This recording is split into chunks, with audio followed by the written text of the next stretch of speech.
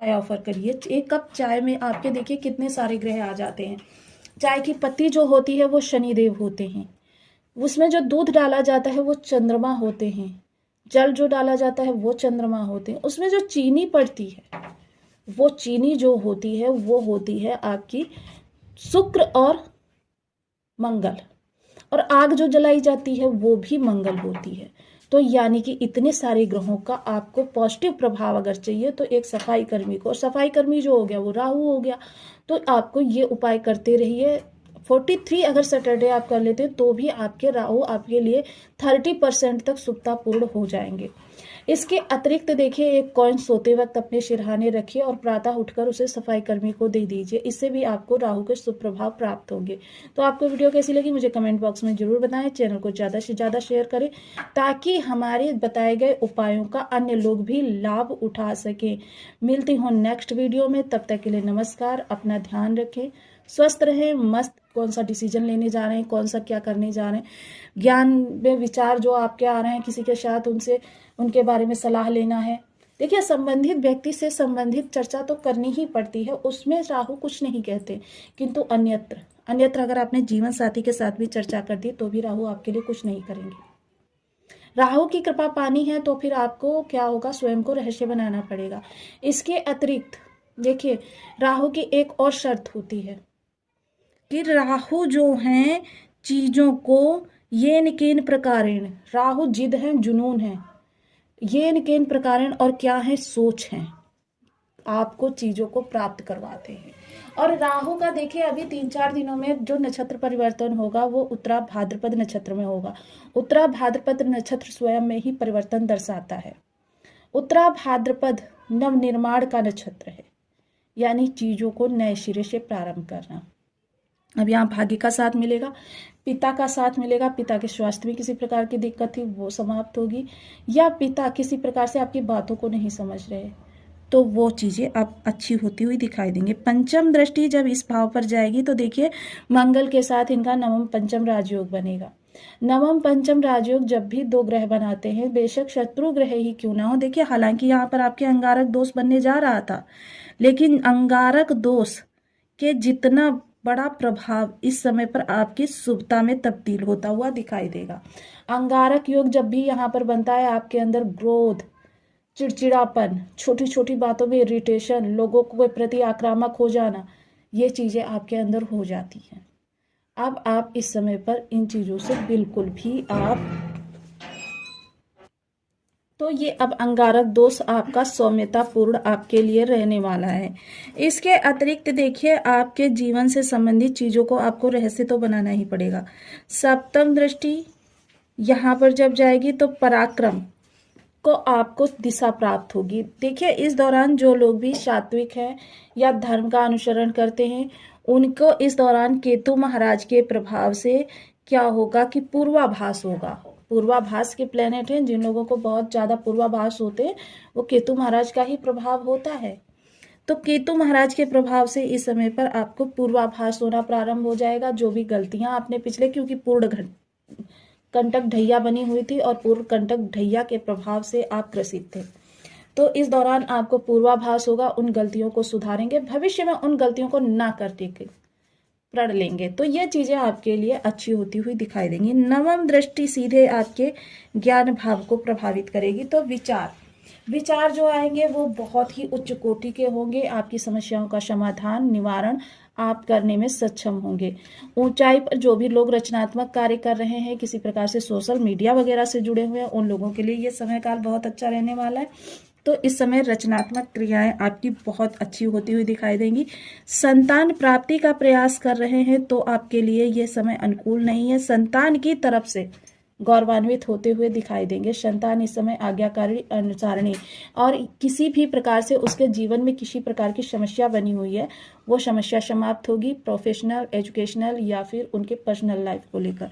प्रेम संबंधों में है तो प्रेम संबंधों में आपके देखिए बहुत ही इस समय प्रगाढ़ता वाली स्थिति उत्पन्न होगी कि आपके जो प्रेम संबंध हैं वो बहुत ही दीर्घकालिक रहने वाले हैं। इस समय यदि किसी भी प्रकार से आप विद्यार्थी हैं, यदि आपके किसी भी प्रकार से स्टडी में कोई समस्या आ रही थी, तो देखिए जो भी आपके तकनीकी, फाइनेंशियल या किसी भी और प्रकार की समस्या आ रही थी, वो समस्या समाप्त होगी और आप इस समय अपनी एजुकेशन को लेकर, और एक चीज़, यदि आप विदेश जाकर पढ़ना चाहते हैं, उसमें कोई व्यवधान उत्पन्न हो रहा था या किसी भी प्रकार से अन्य चीज़ें आपको प्रोवाइड नहीं हो पा रही थी, तो इस समय ये सारी समस्या आपकी समाप्त होंगी। शेयर मार्केट से जुड़े हुए लोगों के लिए ये समय काल बहुत ही अच्छा रहता हुआ दिखाई देगा।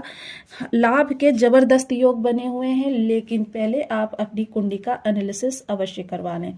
तो देखिए राहु जो है जाते हुए कुछ बड़ा तो आपके लिए करेंगे, इतने भाव संबंधित, और लग्न को प्रभावित कर रहे हैं, तो आपके 11 भाव संबंधित किसी भी भाव से आपके लिए कुछ बड़ा निकल कर आ सकता है।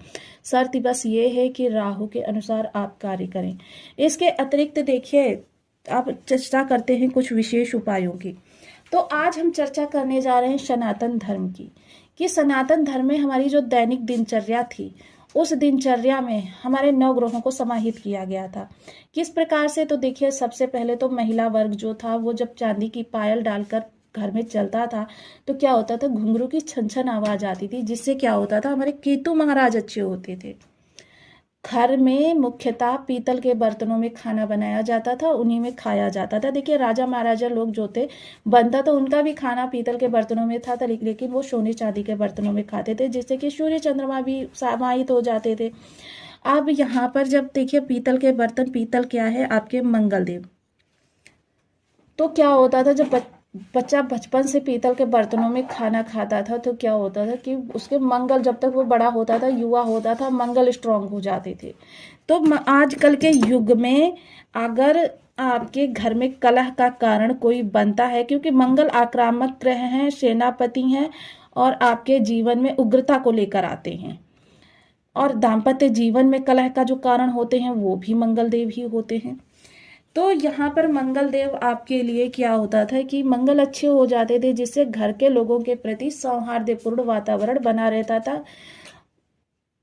अब बात करें, जब बच्चा माता के हाथ से भोजन ग्रहण करता था, तो उसके चंद्रमा स्ट्रांग होते थे, पिता के सानिध्य में रहता था, तो क्या होता था कि सूर्य स्ट्रांग होते थे, और सुबह उठकर अपने बड़े बुजुर्गों के पैर छूते थे, कहीं जाते वक्त बड़े बुजुर्गों के पैर छूते थे, उससे गुरु स्ट्रांग होता था, और गुरु के स्ट्रांग होने का मतलब राहु भी आपके पॉजिटिव हो जाते थे। तो देखिए बहुत सारी चीज़ें हैं, और आज मैं आपको कोई बीज मंत्र नहीं बताऊंगी, क्योंकि ये समय काल जो है वो आपके लिए बहुत ही महत्वपूर्ण है।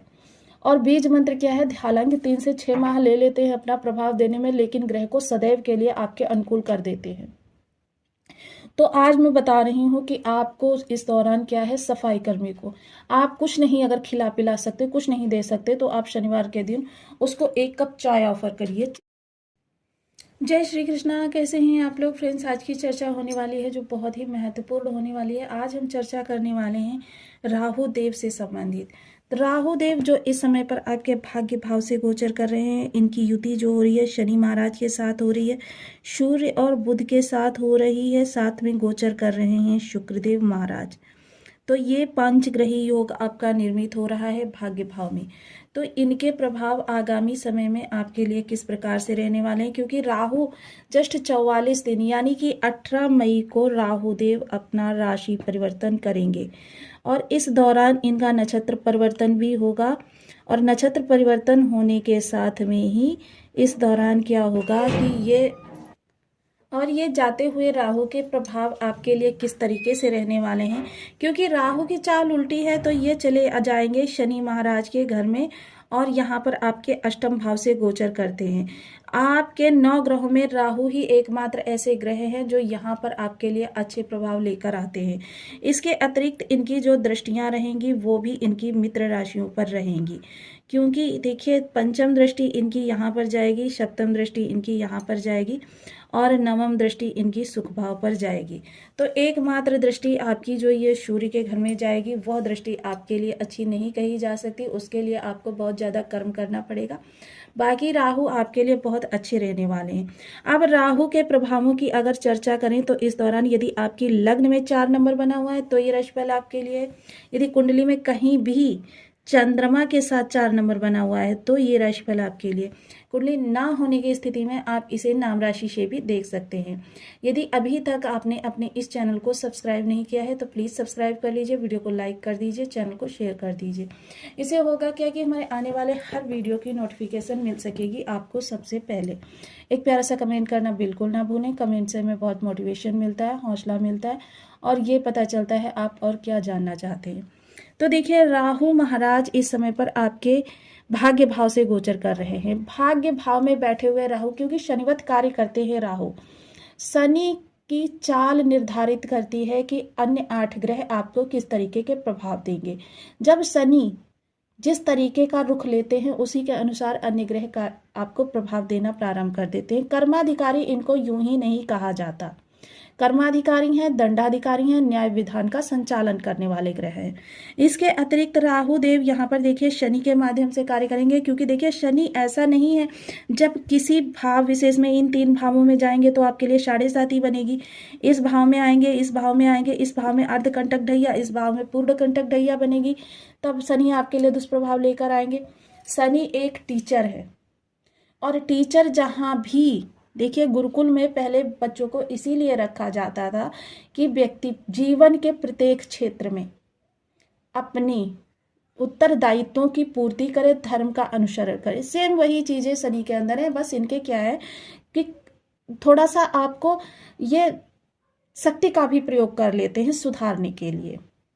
तो देखिए, जब राहु के अनुसार आप कार्य करेंगे तो आपके लिए राहु, क्योंकि राहु देखिए बहुत ज़्यादा देने वाले ग्रह हैं, और जब भी ये मेजर प्लेनेट राशि परिवर्तन करते हैं उससे पहले इनके जो हैं आपके लिए पुनर्गमन प्रभाव चालू हो जाते हैं। हालांकि हम पुनर्गमन प्रभाव की चर्चा नहीं कर रहे हैं, और लेकिन हाँ, उसका प्रभाव भी आपको प्राप्त होगा। इसके अतिरिक्त देखिए, राहु जो है सबसे बड़े प्लेनेट है, कलयुग के सबसे ज़्यादा, कलयुग के किंग कहे जाते हैं। राहु के प्रभाव आपको जो प्राप्त होने वाले हैं वो आपको देखिए, राहु के पास अपना कोई भाव नहीं है, किंतु देखिए जिस भाव में बैठते हैं वहां से संबंधित 6 भावों को ब्लॉक करते हैं। देखिए, एक भाव ये हो गया, पंचम दृष्टि, सप्तम दृष्टि, नवम दृष्टि, 4 भाव हो गए। अब यहाँ पर बैठे हुए हैं केतु महाराज, परम सात्विक प्लेनेट हैं कि इनकी शुभता के लिए जब ज्योतिष के रचनाकारों को कोई भी शब्द नहीं मिला तो उन्होंने इन्हें मोक्ष की संज्ञा दे दी। अब वह क्या होता है कि राहु की, क्योंकि उनके पास सिर नहीं है, वो आसपास के एनवायरनमेंट को देखकर उसके अनुसार आपको प्रभाव देने का कार्य करते हैं। अब यहाँ पर जब दृष्टि डालेंगे तब यह आपका ये भाव प्रभावित होगा, यहाँ के लिए देखिए अभी चर्चा करने वाले हैं हम, और नवम भाव प्रभावित होगा। तो इतने सारे भावों को इन्होंने पहले ही ब्लॉक कर दिया। राक्षस वर्ण है और जहां भी अपने प्रभाव देते हैं वहां पर पूर्ण दृढ़ता के साथ अपने प्रभाव देते हैं। राहु आपकी सोच है, राहु आपकी क्रांति है, मायावी ग्रह हैं, तिलिस्म है, रहस्य हैं, चक्रव्यूह, ये एक चक्रव्यूह रच दिया। देखिए कौन कौन से भाव आपके प्रभावित हुए, भाग्य, लाभ, लग्न, जीवन साथी, और साथ ही साथ ज्ञान और पराक्रम। अब आपके पास बचा क्या, कष्ट, सिर्फ आपके कष्ट वाले भाव बच गए हैं जिनमें राहु का प्रभाव नहीं है। तो देखिए, अब राहु के जाते हुए राहु के प्रभाव जब आपको प्राप्त होंगे, सबसे पहले यहाँ पर बैठे हुए हैं, और देखिए मंगल देव का इस दौरान राशि परिवर्तन होगा, राहु का नक्षत्र परिवर्तन होगा।